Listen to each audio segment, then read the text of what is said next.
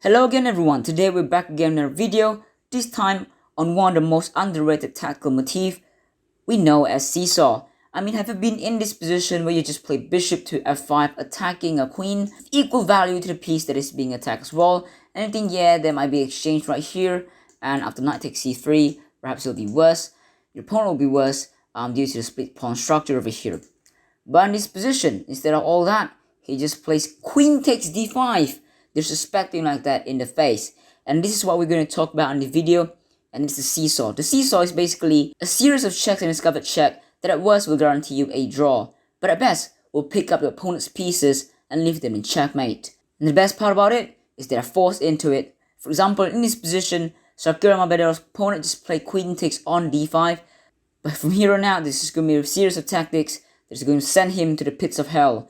Shakhriyar Mamedyarov begins with rook takes on d7 check, and after king to h8, you can see we can just keep moving the rook on the g7 f7 square, and we can guarantee a draw.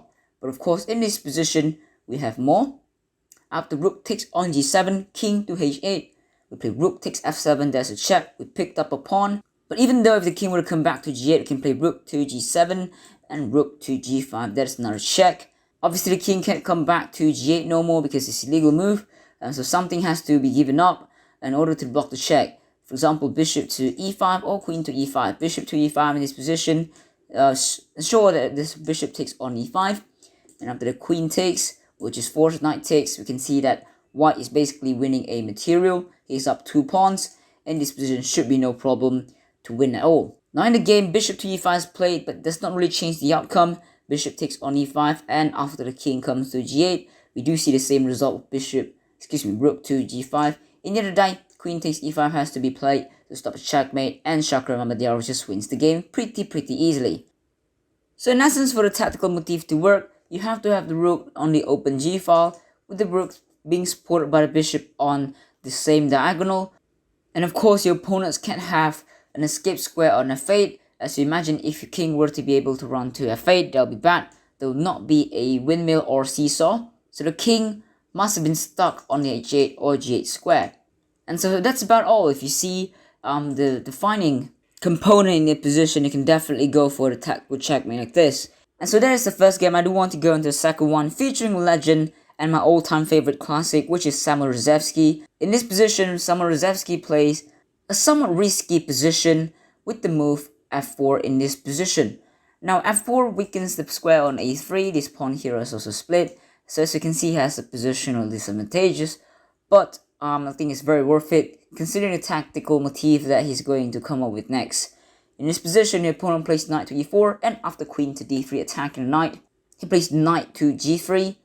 Now attacking the rook has to move, but Resehevsky in this position moved the rook to f3 in the face of pawn to e4 from his opponent, forking both pieces at the same time. Of course, the pawn is protected by the knight on g3, so queen takes on e4 is not possible by now. So if you think about it, he must be losing a piece very soon.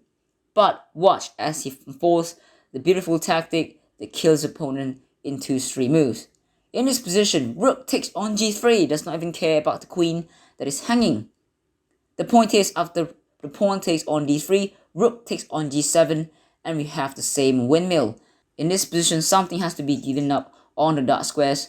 In this case, queen to e5 or queen to d4 has to be given up so they can stop the checkmate, and Resehevsky once again will win this position. So a short game there, but as you can see, it really will work out if you spotted the tactic with the rook on the g file. The king has no escape square, and the rook basically being protected by the bishop on the long diagonal. Worse, if you don't see this, it will still be a draw in the end of the day.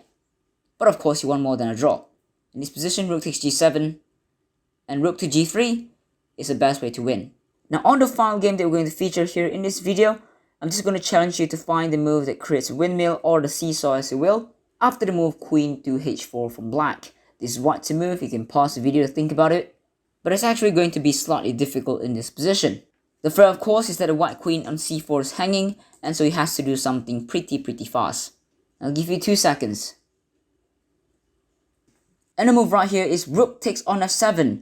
Congratulations if you find it. It's a rather difficult move to find, I will admit that. And it is the fact that we ignore the queen on c4, But the point is, after it's taken, rook takes g7 check. It's not a windmill. The king does not have f8 square to escape to, and so ha is the way to go.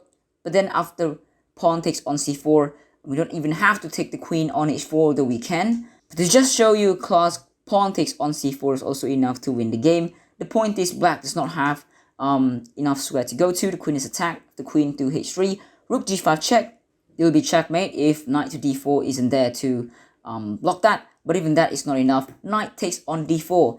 The knight threatens to move and threatens that long check again from this diagonal. And in this position, black tries bishop to e5, but after rook takes on e5, taking away the defender once and for all, we do see the position is just going to be collapsing very soon. Black tries pawn h6, attacking rook that's controlling the g-file. That can be annoying, but in this case, white doesn't even care. Rook to e7, he can take my rook, go ahead.